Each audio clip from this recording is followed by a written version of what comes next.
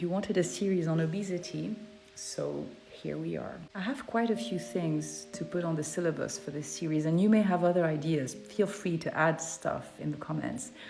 But I think we have to start from the beginning. The first thing to address is that there are at least three different categories of things that will spring to most people's minds when the word obesity is mentioned. The first is the situations where obesity is a disease. It is defined by WHO as a disease. There are definitions for that. We will get into it. There are controversies around that. We can go into that too. But obesity as a disease is one kind of thing. And then there is obesity as people will talk about it socially, which means being outside the socially accepted norms for what our bodies should look like. And the two, they are not the same. The two are very, very different. It is particularly clear with the way beauty standards are now. If you look at celebrities and the way they are bone thin, that is actually an unhealthy body weight, or at least it is a body weight that makes it less likely that you will be healthy, and yet it is within the social norms, right? It is absolutely possible to be outside of the social norms for what our bodies should look like and to be completely healthy.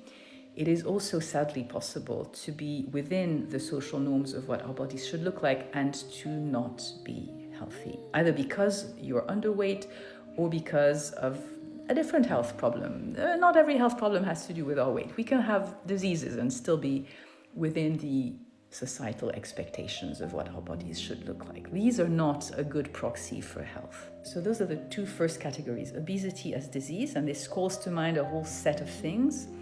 And the other is obesity as deviation from social expectations. And this calls a different set of things, and the two, they're not the same. And then there is the very widespread notion of obesity as a moral failure. This is something that we moralize, and we need to stop doing that. It is not a moral failure to be ill, and to continue spreading these ideas is a particularly toxic form of victim blaming. We should never be blaming people for their own diseases, and I will get into that in one of the next videos, the whys. And it's not a moral failure to not conform to societal norms either. It's something we should be free to do. We don't have to look like people expect us to look.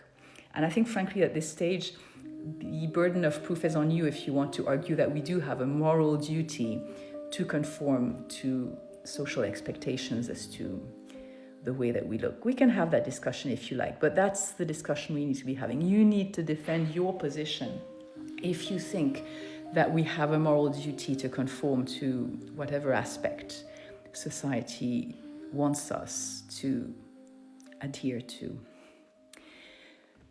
And that is the lesson number one, to distinguish the three, because they get confused all the time. And let's start by not doing that. Yeah.